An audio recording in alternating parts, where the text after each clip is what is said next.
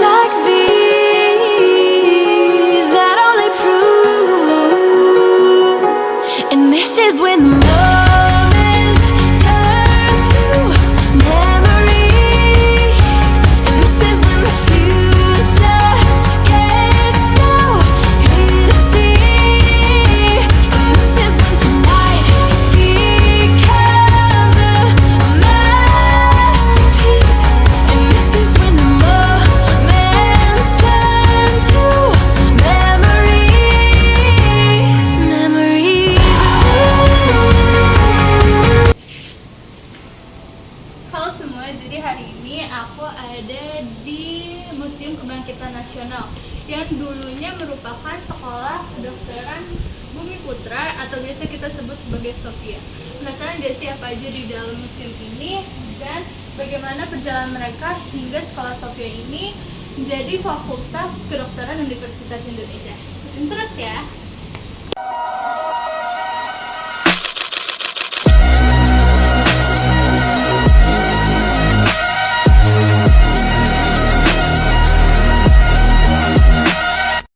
Jadi, tanah yang digunakan untuk membangun gedung Stovia berbentuk persegi panjang yang tidak sempurna. Bangunan di bagian timur dimanfaatkan untuk kantor direktur, kantor dewan pengajar, tata usaha, poliklinik, dan ruang kelas. Tahun 1926, gedung Stovia tidak lagi dimanfaatkan untuk kegiatan pendidikan.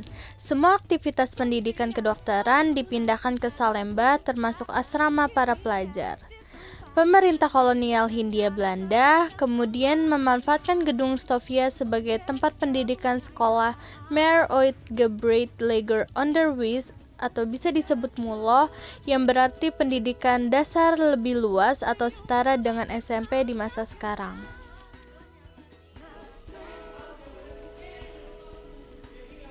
Ada pemeliharaannya lagi biar nggak busuk. Dan ini adalah buat praktek bedah.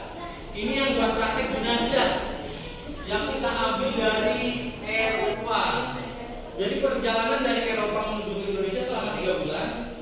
Jadi jenazahnya satu tahun menuju ke Eropa. Jenazah 3 bulan di kapal.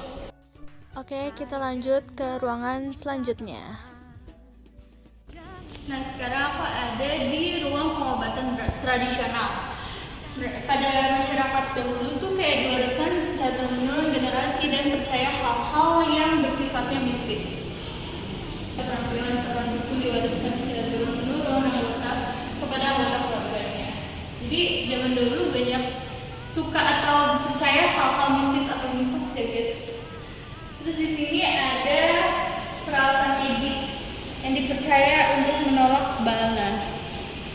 Ada keris nyai dan keris kiamong untuk terhindar dari gangguan roh halus. Oke, kita lanjut ke sini. Ada gandik dan pipisan jamu untuk menggiling atau membuat bahan jamu. Hai generasi muda bangsa. Ini ada timbangan analitis dan ukuran kilogram untuk menimbang racikan-racikan yang ada di tubuh. Lalu ada timbangan ukuran gram. Jadi setiap yang tanaman obat yang ada di tubuh tuh ditimbang ya guys, setiap itunya. Ada ukuran gram, ada miligram. Dan kemajuan, objek kebudayaan. Nah, awal berdirinya Sekolah Kedokteran Bumi Putra pada 1851 bertujuan untuk menangani wabah berbagai penyakit menular seperti kolera, cacar, dan disentri. Mulai bulan Juli 1920, kegiatan pendidikan Stovia pindah ke gedung baru di Salemba.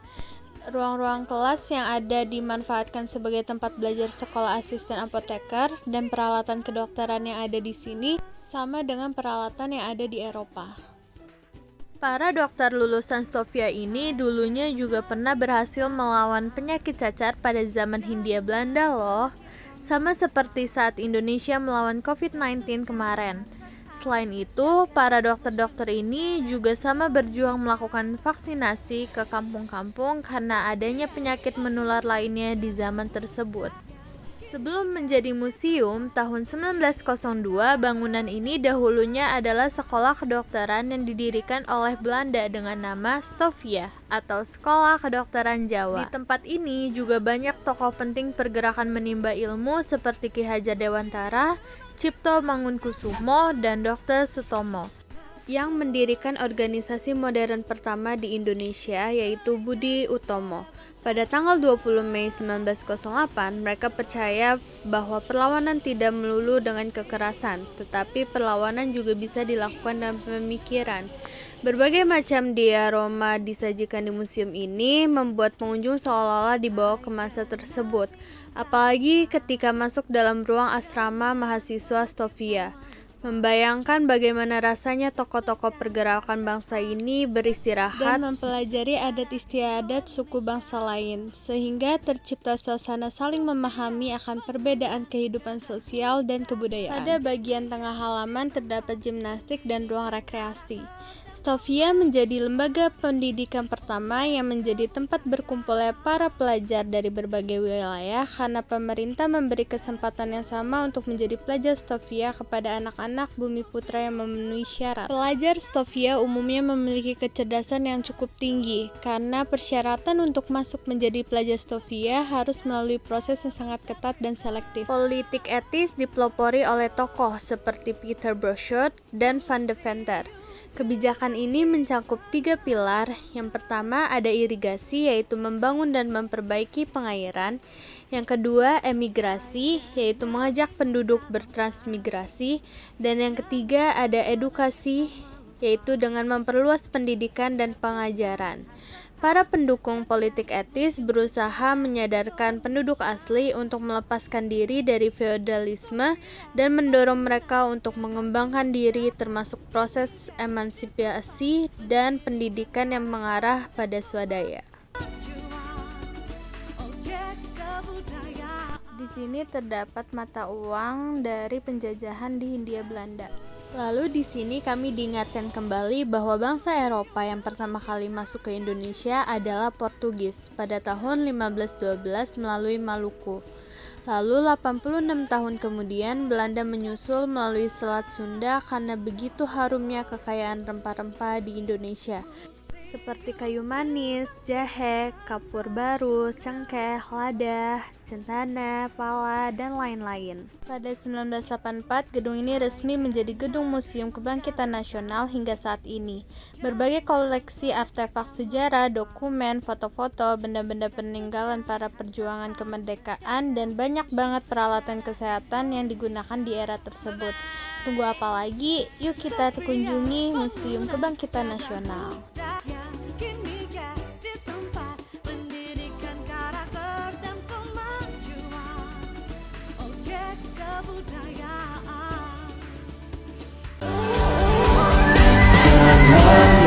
Untuk berdusta selama sedap Diriku sama hari tak semula ku sangka.